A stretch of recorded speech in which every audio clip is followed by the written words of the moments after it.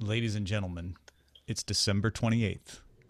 At least that's what we're going to pretend for the remainder of the There we show. go. So Christmas is over. Yep. Yeah. Yep. Okay. Trump is gone. I don't know if that has happened. No. No. All right. You guys ready? Here we go.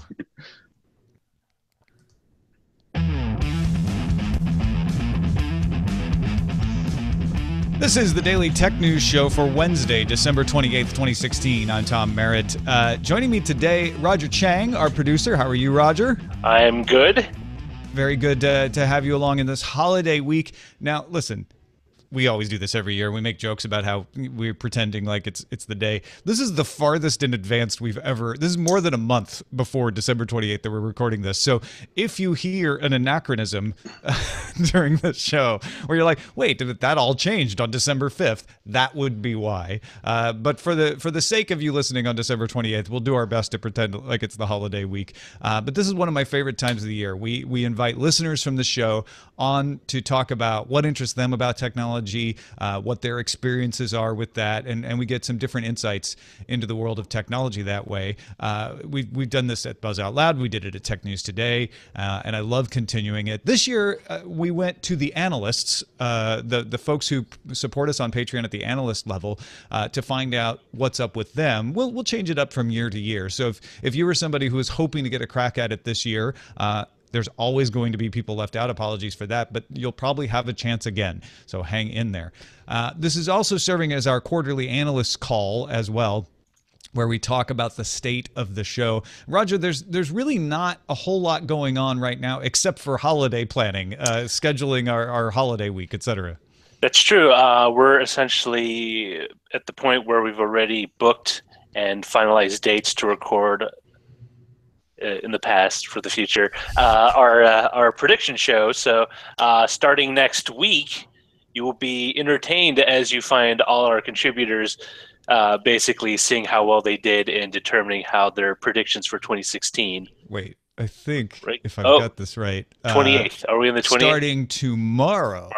You Yes. get the predictions results show. Yesterday was the underrated stories show, and the day before that was the best of show, and then of course predictions on Friday. So that's the way that schedule rolls out. Yes. I know, man, it's hard. It's hard to live outside of time. It really is. is. The Time Lords do it quite well, and they look rather snappy. Yeah, they make it look easy. Real quickly, the state of the show right now is good. And again, this is based on November. We definitely saw a dip in patronage. It wasn't, something that really caused us to take a huge scare, but we've done a lot of things, if you didn't realize it, to sort of bolster what you get for supporting the show, especially if you support through Patreon. So we added a weekly tech update where I send a newsletter through Patreon that kind of summarizes some of the bigger stories of the day, and then usually includes some kind of longer column by myself about a particular topic. That's exclusive to folks at the $5 a month level. We also added a monthly update that just says what's going on with the show. That's to anybody at the dollar level or above. We have a fun little hangout half-hour show that we keep strictly to 30 minutes that goes once a month to the co-executive producers at the $10 level. And of course, we've got the Analysts Slack for folks at the $20 level. So since we sort of tweaked those rewards, we've seen the Patreon stabilize and start to turn positive, which is good. And we also, as I've mentioned before, are supporting Peter Wells. He's continuing to do day 6 on Daily Tech News Show, but it's no longer a milestone. And the idea is that eventually he wants to take that and transition it into his own show, which I'm 100% supportive of. Roger, am I forgetting anything else as far as future plans? You also noticed one of the things is that we've had more guests in addition to our regular contributors, and that's been a conscious effort to kind of ramp up the amount of third-person voices we have on the show in order to kind of give it a wider, not just appeal, but a vision of like the topics that we cover, and so it's to mix it up in a short phrase. All right, so you've been probably, if you're watching the video particularly, wondering who those folks hovering around down at the bottom are. We'll introduce them and then talk to each one of them in turn. Starting from the right, Philip Shane, documentary filmmaker, is with us from New York. Thank you, Philip.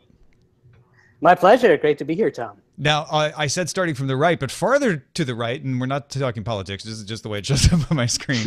On the other side of Roger, there is Russell Manthe, who runs the office for IA, Interior Architects in Houston. How's it going, Russell? It's going great, Tom. Thanks for having me on. I really appreciate it. Thank you for joining us. Marcus Ahart gets the Bits Traveling the Longest award. He is a program manager and strategist for partners in a consulting company in Vienna, Austria. Hi, everybody. Welcome, Marcus. Good to have you. And last but certainly not least, Donald Keel. He's an infrastructure manager for an oil and gas company down Houston way as well. So Houston a little overrepresented on the panel today, Donald, but it's good to have you here. Thank you very much for having me. And let's start talking with Donald. He was the first to get on to the Hangout this morning, so he's most prepared, right? Yeah, we took our time, but yeah. We got there. So let's start by just tell us a little bit about yourself and how you got interested in technology and why it interests you now. Oh, well, my aunt actually tells a story that I was taking apart radios and TVs when I was younger, so I've got it going on back then. And my family actually owned an oil and a software company, so I started working there, trying to pay for dates and all of those fun things, and I've just loved it ever since. Went to college and been doing it ever since. IT is what I do now, and it's amazing to see the technology evolve every year, actually sometimes every 6 months, and it's really quite something to behold. You know, VR was something that I dreamed of when I was younger, and now it's something that we can play with now. So, what's your favorite piece of technology that you play with every day? Probably my cell phone. I live and breathe off of it. I mean, sitting on the couch, my kids come and steal it from me. My daughter, you know, grabs it from me and pretends to be talking on the phone with her grandma, and it's just amazing. It's kind of amazing how, and Roger, we've seen this with your daughter as well, how kids take to touchscreens so yes, quickly. It's at both amazing, but also a little worrisome for me because it's in some ways being so easy to use and so intuitive. You know, it's one of those things where, yeah, you know, those things are cool, but you don't want to play with it all the time. I want you to, you know, do other things like, oh, you pick up a book and perhaps read. You know, like it's one of those things where we've made technology the barrier to entry so low. In some cases, it may not be as at least as a parent, not as awesome as I would hope.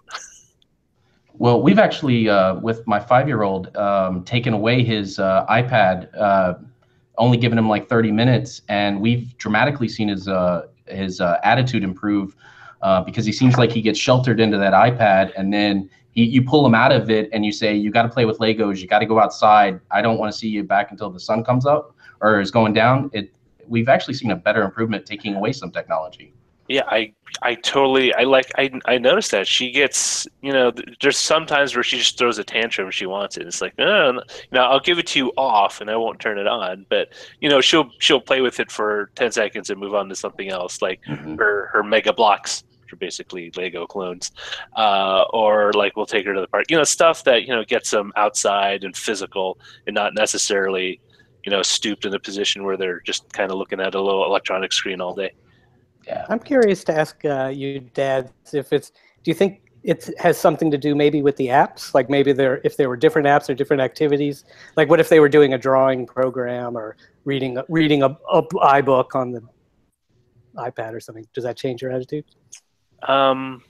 Partially my concern is that, and this is partly due to the fact that I wear prescription eyewear, is that I definitely at a younger age, I would like her eyes to be able to move from both a very close distance to a far distance. So you can't really get that if they're always indoors looking at a screen that's 5 inches away from their face. But they definitely do get that exercise, not just, you know, the rest of their body, but their eyes and everything else when they're outside running, you know, around the playground or in a park. And also, you know, being around other kids, because, you know, right now we only have one kid, and my immediate area doesn't have any other children around. So being at a playground does allow her to sort of, you know, kind of gain some social awareness. Like we were at a friend's house yesterday with Tom knows her. Serafina used to be my associate producer at Revision 3, and she has twins, and she picked up on a lot of things that they were doing, whether it was playing with puzzles or playing with their trains or moving around on one of their little carts, that she wouldn't have. We tried to get her to do on her own, or tried to show her as a parent, she wouldn't take to. But now that she's seen someone else in her relative age group do that, then she wants to imitate it, which is good. Yeah. Donald, do you agree? Yeah, so I mean, I definitely agree, but also when they get older. So my 5-year-old, and I have a 14-month-old, and my 5-year-old, I really see that he sticks to watching those YouTube videos of people doing video games, and then he doesn't really want to go play Minecraft, or we have a Lego World, and he kind of wants to stay watching other people do it, and he kind of gets lazy. So when I take that stuff away, his creativity comes out, it seems, more and more. And I think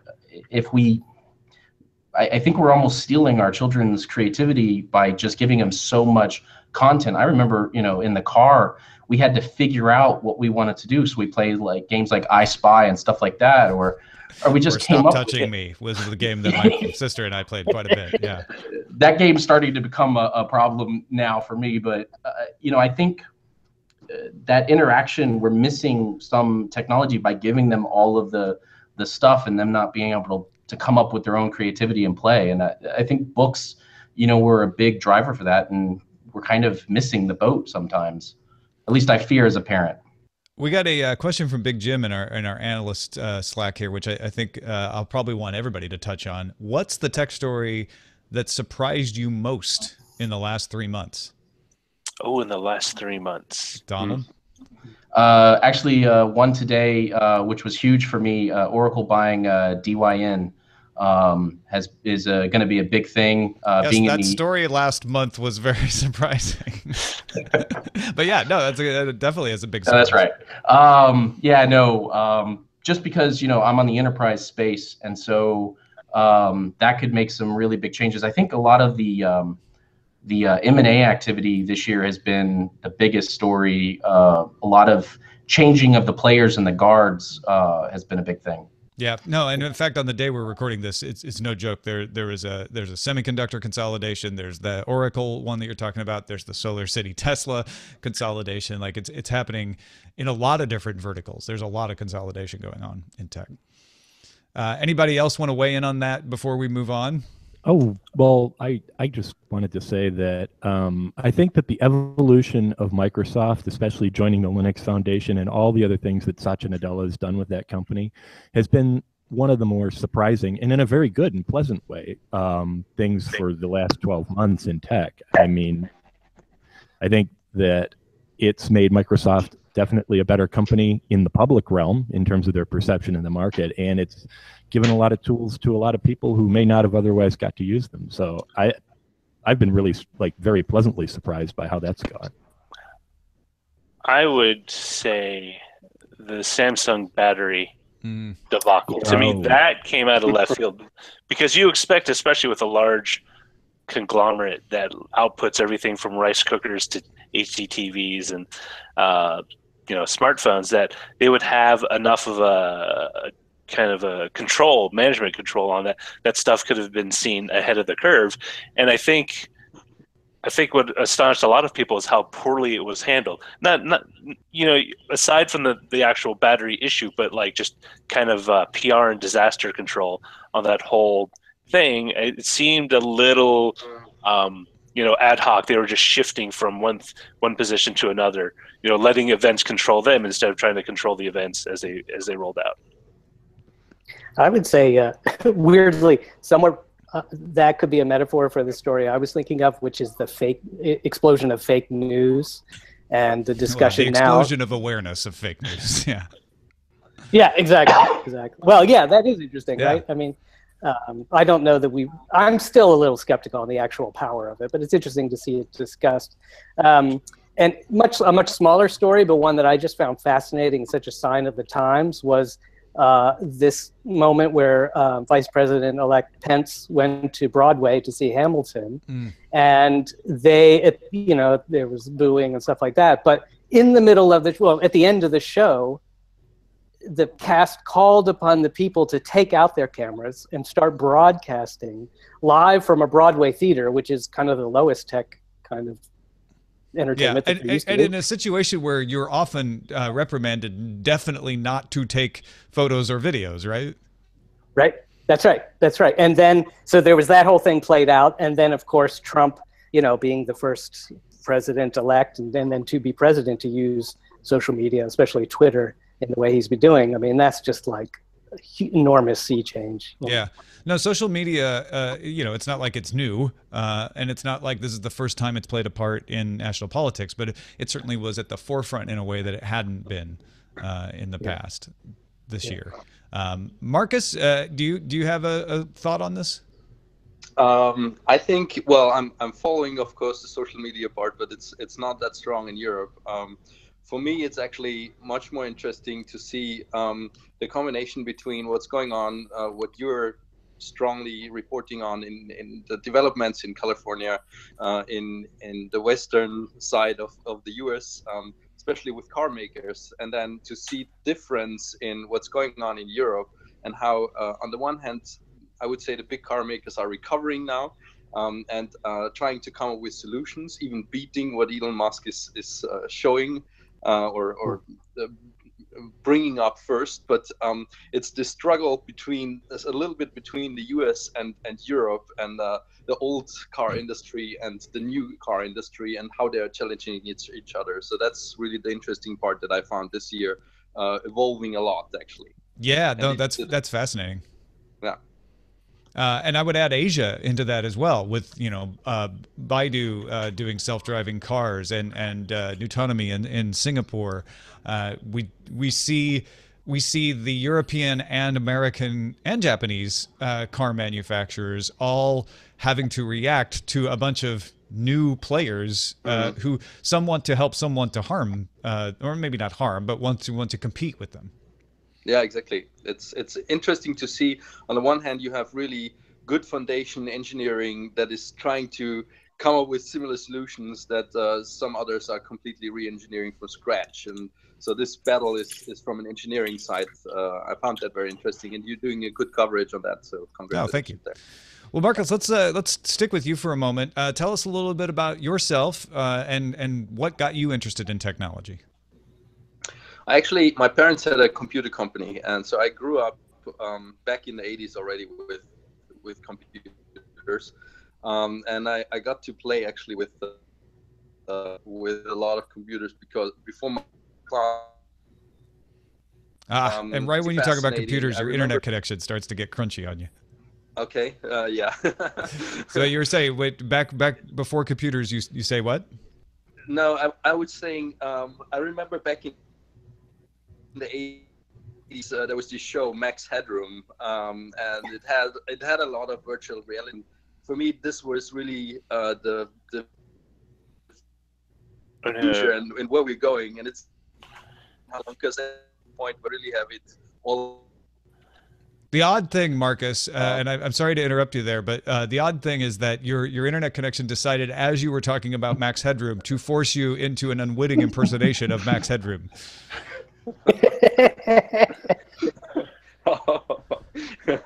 Yeah, exactly. That's how it went.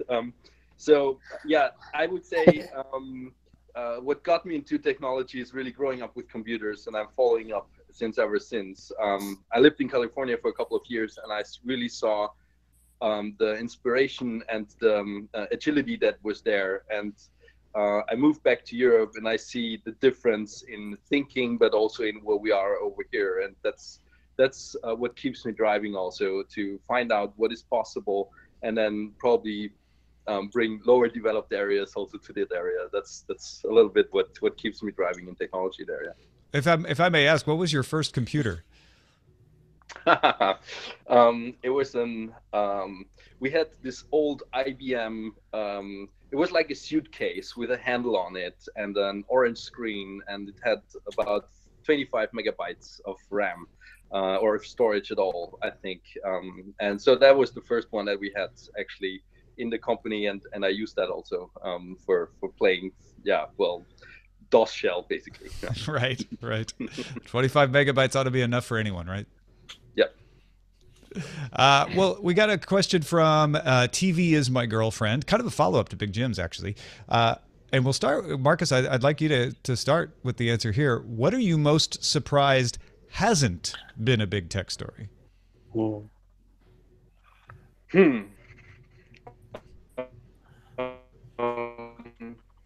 I really, I to be honest, and I don't want to. I was actually thinking they took their time to the next big product step, and it's iPhone 7 in my hands, but it's kind of big. Actually, there is not really a big moving forward in mobile technology at the moment, as you would expect in terms of speed as it was in the previous years. So it's kind of the commodification of smartphones and tablets and that sort of thing. Exactly. Yeah. Anyone else care to take a stab at the story you are surprised hasn't been bigger in technology?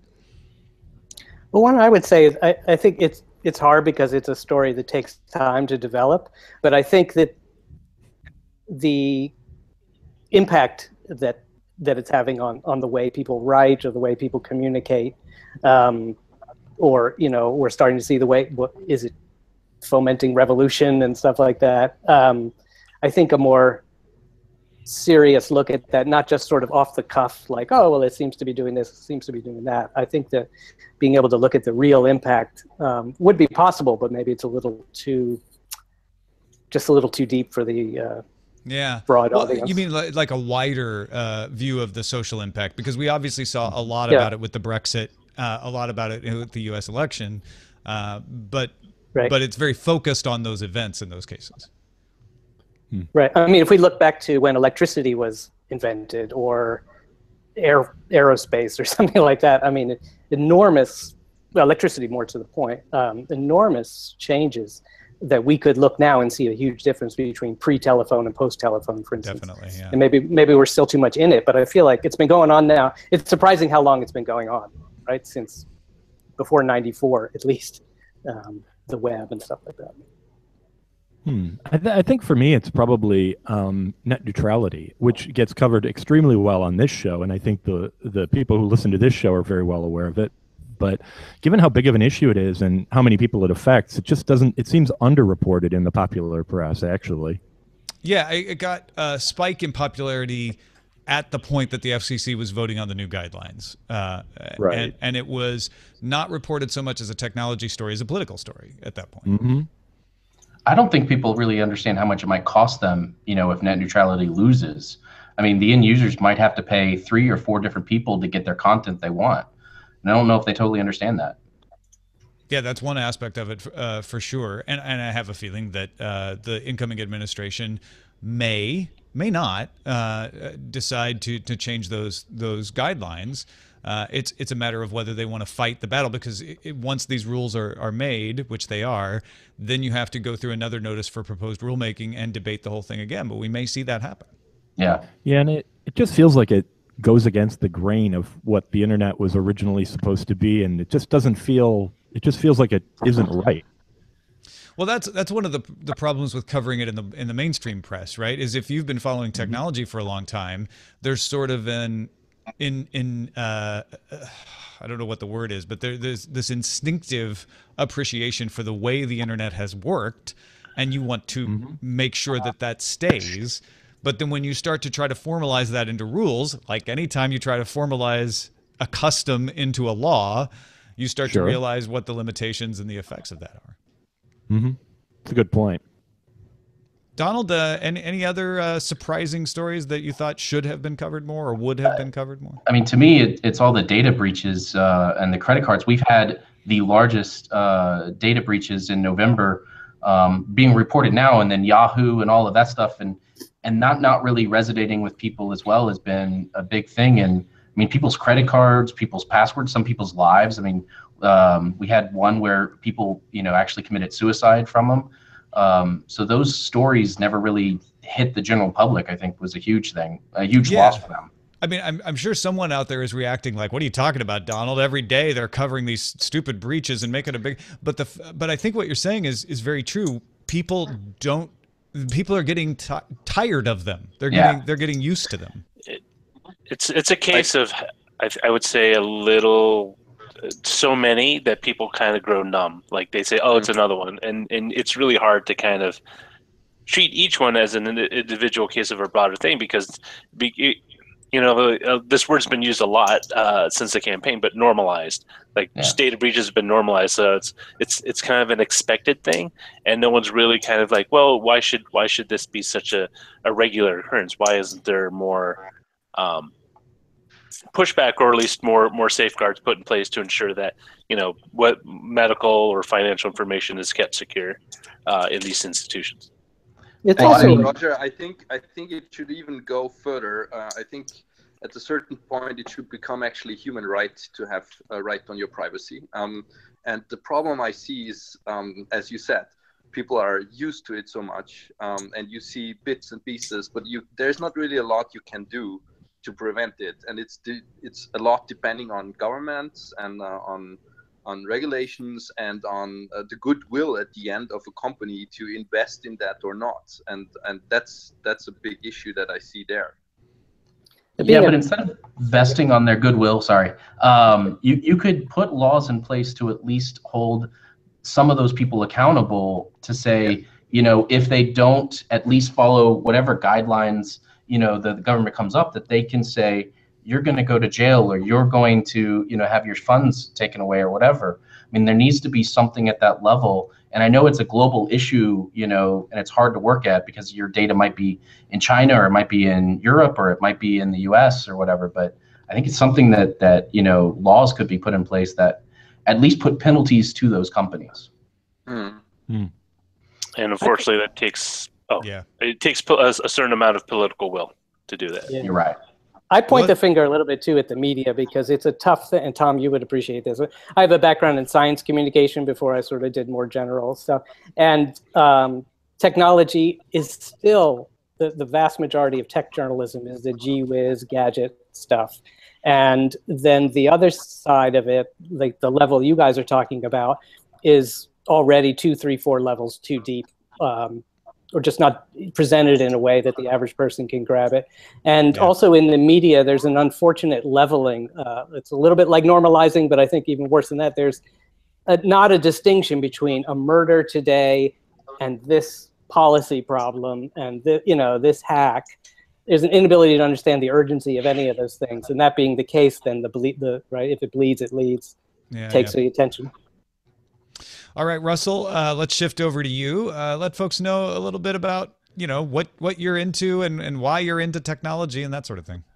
Well, it's interesting. I grew up, I think this is going to echo a lot. My dad was very, very big into, building, I guess, Tom, and some people you guys might know, Heath kits. You ever remember that? No, I used to try to get my dad to buy me a Heath kit, and he's like, "You're not going to put it together. I'm not wasting my money on that." Yeah, and my dad and I would do that together, and he was more of a maker and a builder, and he could repair nearly anything. And I kind of grew up that way and always had sort of an interest in it, because he would always try and we had a VCR in like 1976, and because he would always try and keep that stuff, and I've always really liked it. And the architecture and design field, technology has sort of exploded on us in the last 10 years, and it's been really fun.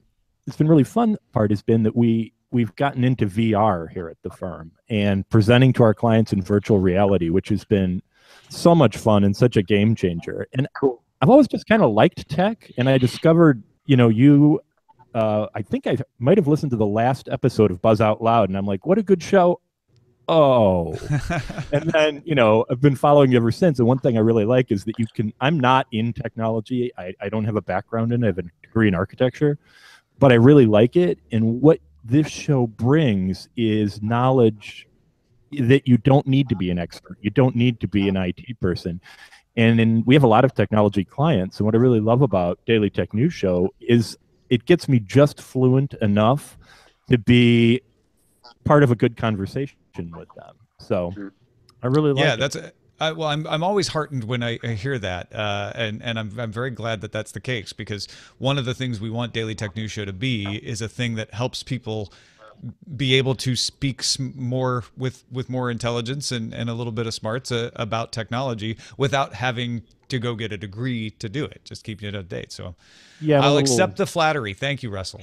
I'm a little past my due date for a new degree. So, Yeah, and then me too. the other thing I've been doing, which is really fun, is, and thank you to Jenny Josephson.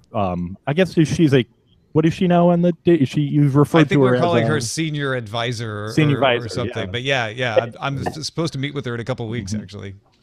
So when our office just started a podcast, which I've been hosting, and this a good recommendation from Jenny. So she actually consulted with us for a little bit, and it's been fun.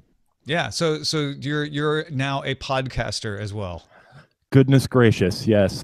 And with a lot of good coaching from Jenny and Justin, because boy, it is a lot harder than it looks. Yeah, I mean that's the beauty of podcasting is it's easy to get into, especially for audio. But it is, it's easy to play, difficult to master. It's definitely something that you can get better at and figure out ways. But to me, the attraction is it focuses on the content as the way to get better. Once you're up to a certain level on the technology side, the playing ground's fairly even. Yeah, no, it's been great. And I've even noticed that as I think we've recorded 30 episodes, 25 or 30 at this point, and it does get a little easier. Yeah. So that 10,000 hours, man. Once you get that in, you're an expert. Oh my God. I don't know if I'm going to get there, but we'll give it the old college try. So we got another question here from TV is my girlfriend in the Slack, wondering about how do we get technology into the hands of people who will benefit from it most but can't afford it. And I'm not sure that that's something that we all have an answer to necessarily, but it is something that I think about a lot. Does anybody have, Russell, I'll give you first crack at it if you want. Do anybody have any ideas on that? I guess, where I would see it is that it has to come in schools, in education. And the problem with education in the US, and I'm sure in other countries, is that it's generally underfunded.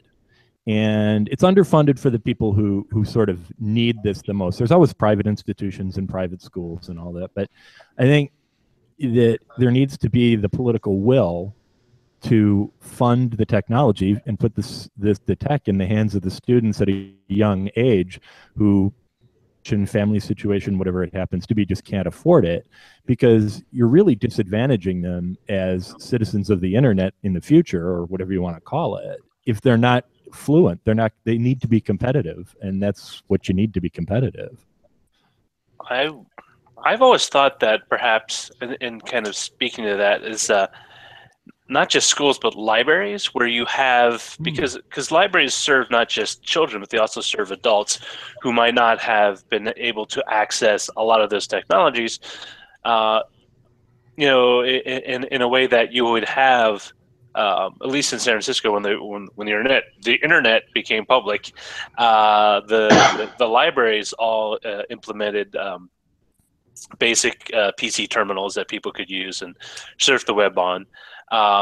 And I think if you could expand that into something where people would be able to, borrow technology, even for a short while, and having a portable account, whether it's a Gmail account or something that you could carry across devices, would help in some way, because, a lot of that technology is expensive.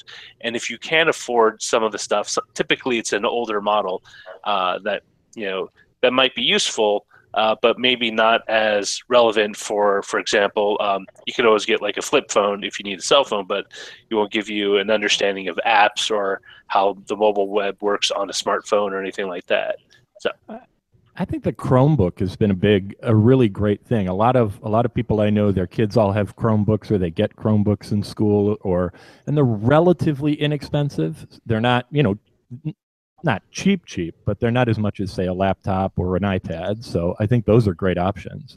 I actually think this story ties into maybe some of the earlier stuff about big stories that we were talking about.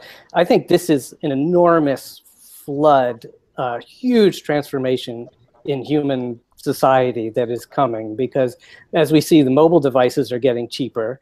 Things like Raspberry Pis are getting more capable. I think wearables also, once they become commodified, are going to make a huge leap forward in inexpensiveness and accessibility for people of all kinds. And what's amazing about tech, at least in the communication level, in terms of the web, and just, let's just say get up to the level of the web, it's a very finite amount. I mean, you could get more and more powerful because you want to get Blu-ray quality movies or something like that.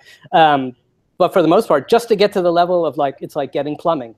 You've got water, now you're there. You've got electricity, now you're there, as long as it's consistent. And I think information is the next hookup. And I would think in less than a decade, I think we're going to see an extraordinary transformation. I mean, just in terms of movies, I keep waiting for the next incredible movie or piece of journalism to come out of someone living in Sudan or someone living in Madagascar, because we all have the same brains. And frankly, all of us started in technology at the beginnings of when we were kids. And any kid today picking up the same or even more capable stuff than we are, they're going to do even as good, if not better, job than we did.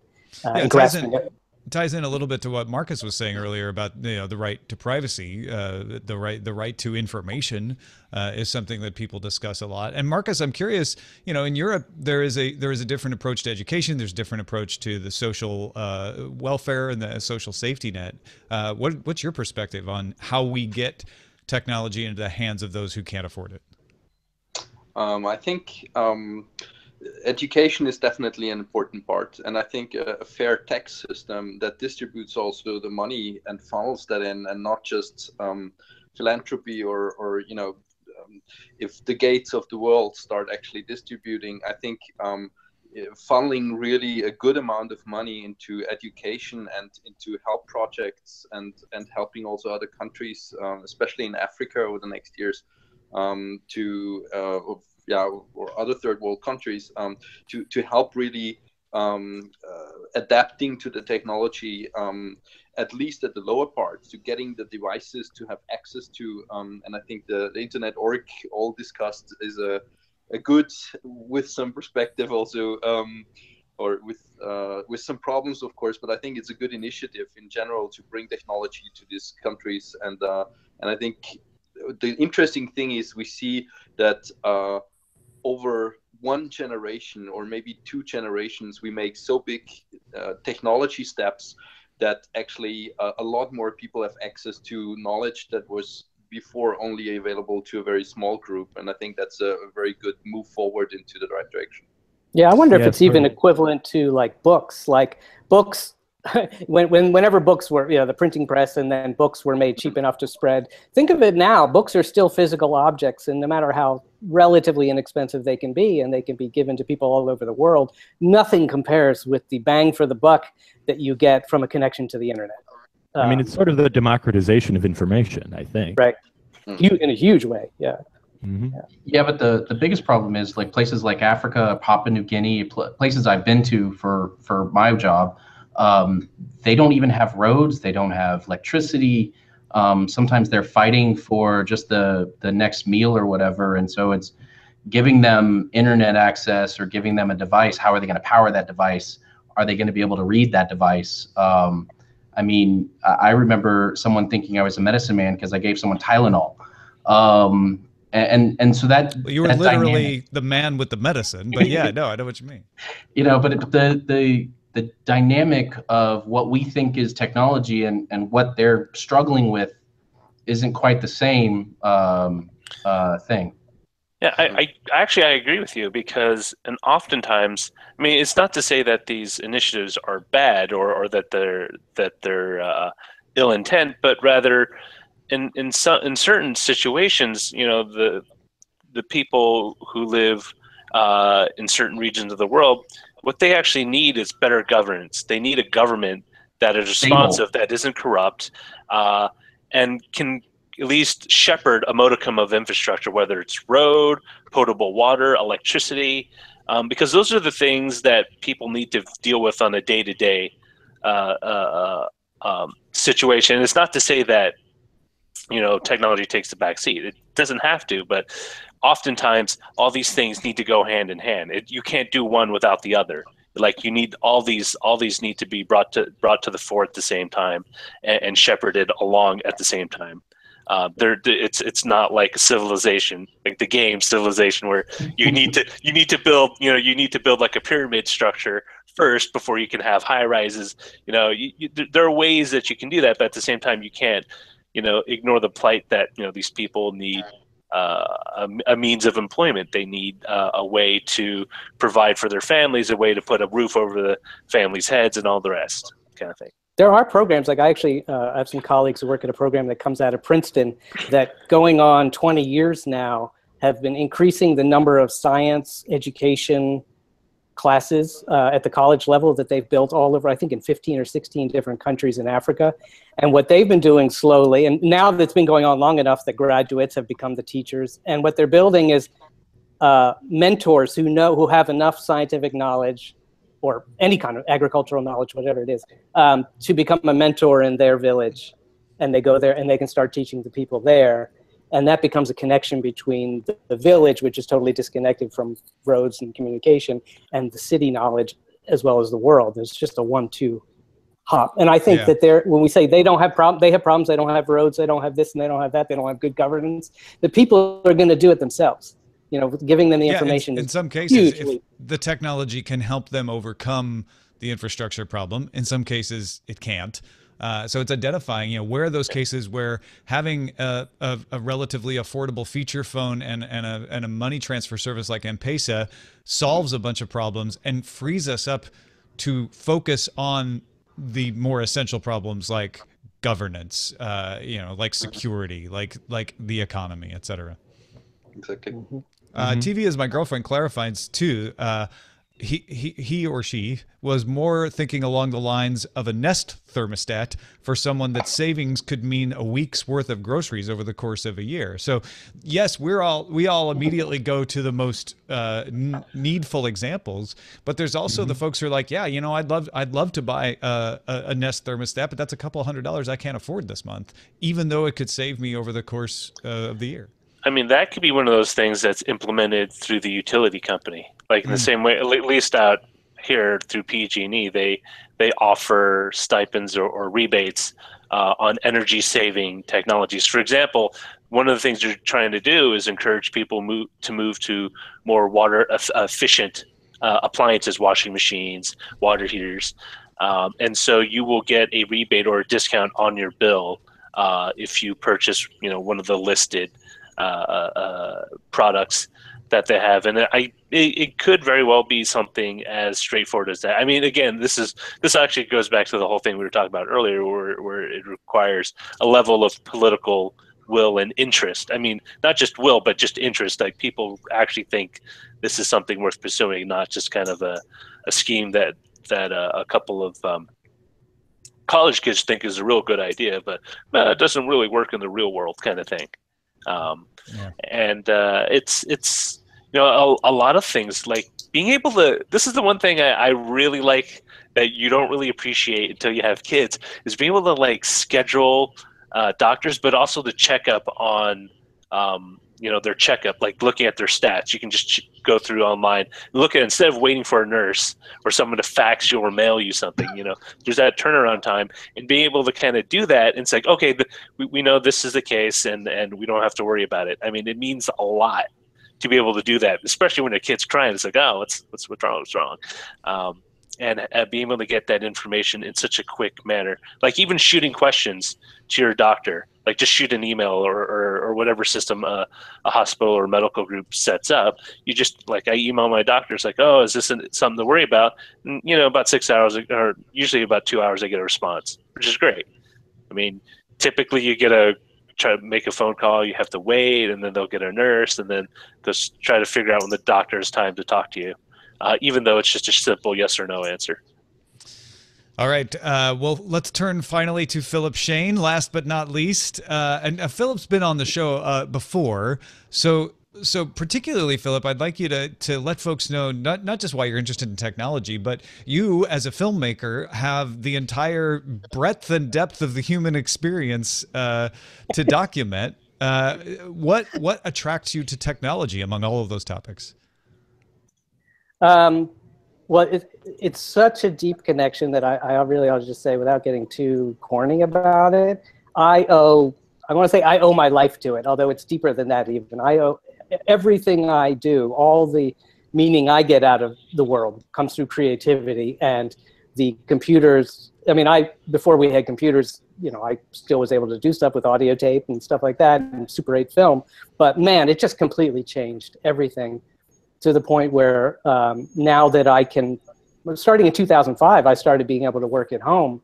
The fact that I can shoot something, edit something, hit a button, and it's available to the entire world with some advertising needs, but it's there, is unbelievable, and still an earth-shattering event every time I do it. But another good example of just continuing on the cutting edge, I have started filming my movies with my iPhone 6 Plus, 6S Plus, whatever. The damn thing shoots 4K video. So already twice the quality of what actually 4 times the quality or whatever of most TVs that people have at home. The sound on it is incredible. Anyway, I knew that when cameras came down to the size of DSLRs, that was normal. I grew up with a DSLR, so that seemed, awesome that it was so light and all that. But like, I never believed that the next phase would be just a slice of glass. And the lightness of that allows us to have so many and put them in so many places that we wouldn't have before. You're not the first person who's told me recently that they either couldn't get or didn't need to get a camera because they had an iPhone on them in this case, but it could be a Samsung Galaxy as well, because the cameras are that good now. I mean, obviously you're not going to use it for all situations, but yes, but you really can rely on it now, even with not having optical zoom or things like that. Yeah, although that's come optical zoom, and I have Zeiss now makes some really beautiful lenses you can attach. Give me telephoto, give me wide angle. 7 now has a telephoto and a wide that you can zoom between them. That'll come. That's just probably a year away. That'll be totally solved. It changed for me when I'm also an editor for 25 years, and I'm working on a current film with a great cinematographer who shoots with a big old Sony and a Red camera, heavy stuff that gets absolutely gorgeous pictures, of course. But the third or fourth time this happened, I got some footage in, I put it in, I started looking at it, and I knew that he wasn't available to shoot that day. And I was like, wow, who'd you get to shoot this? And the sound quality, the picture quality. And there was like a birthday scene or something. He's like, oh, actually, that was just some dad who happened to be at the birthday, shot it on his iPhone. Built-in stabilizer with the improved microphones.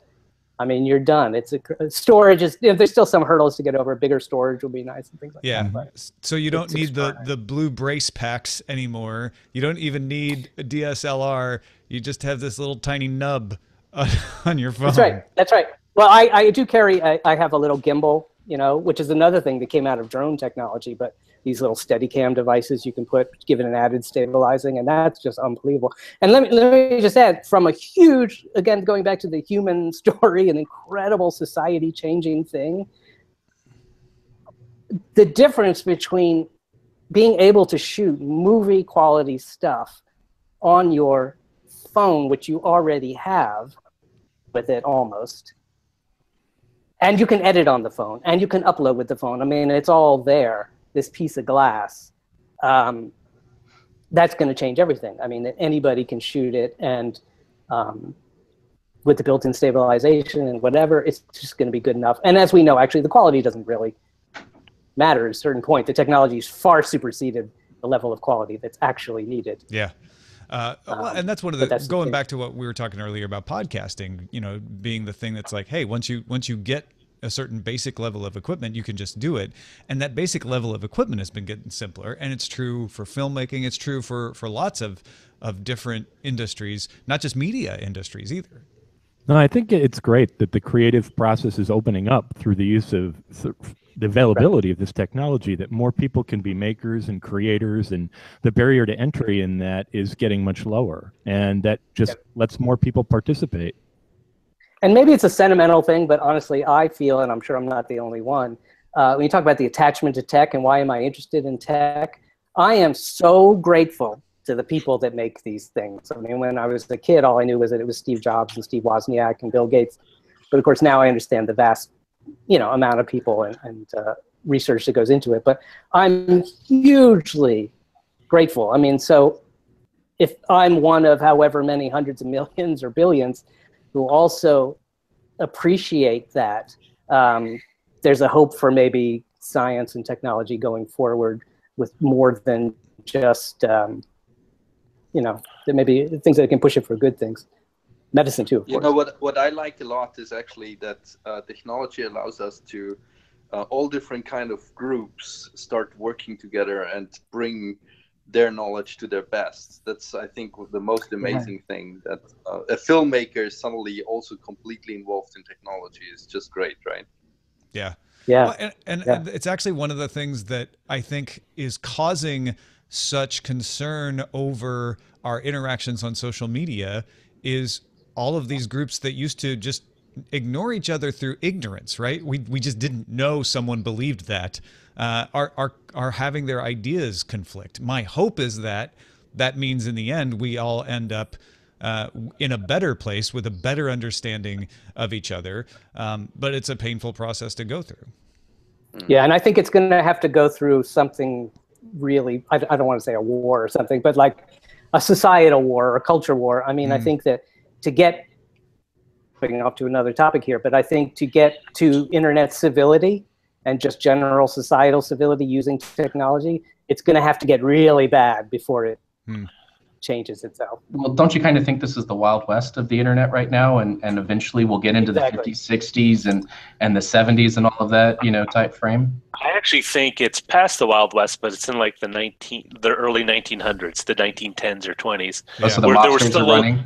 There's still a lot of debauchery. There's still a lot of the Pinkertons have come to town, but the sheriff has not quite imposed 100% law. Yeah. One of the things I think it's Lord of the Flies. Actually, I think it's Lord of the Flies, and we're waiting for the adult to show up on the beach.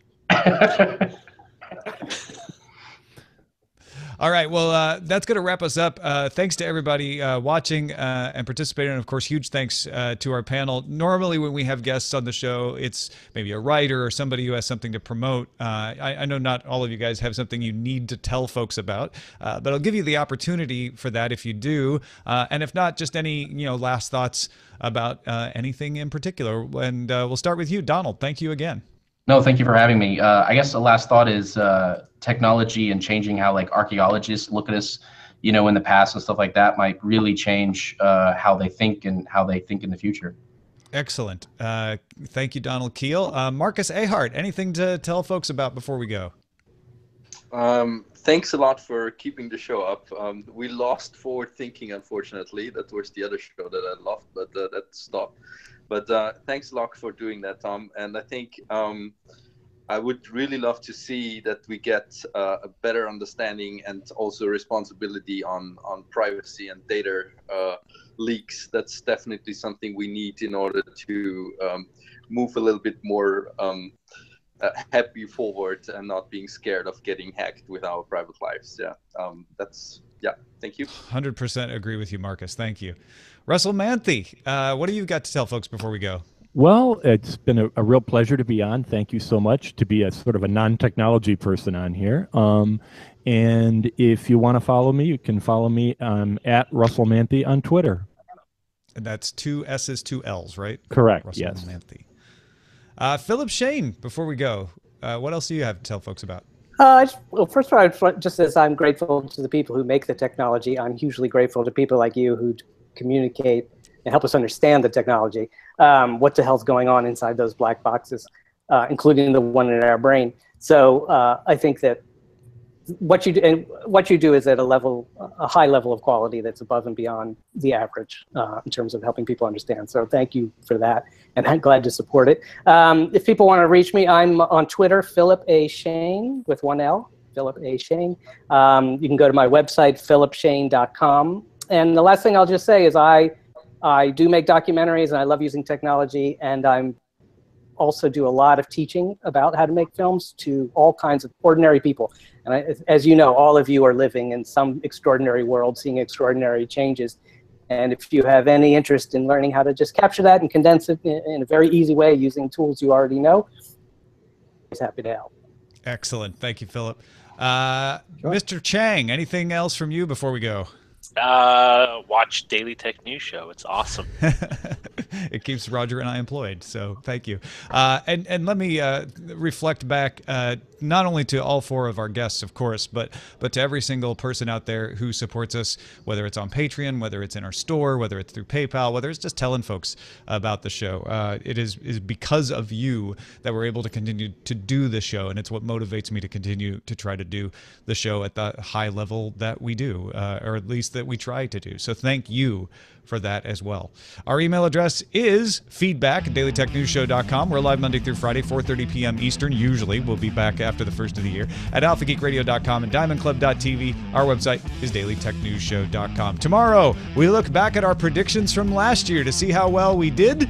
Our predictions results show. Talk to you then. This show is part of the Frog Pants Network. Get more at frogpants.com. Diamond Club hopes you have enjoyed this program. Say goodbye to the video, folks. See you later.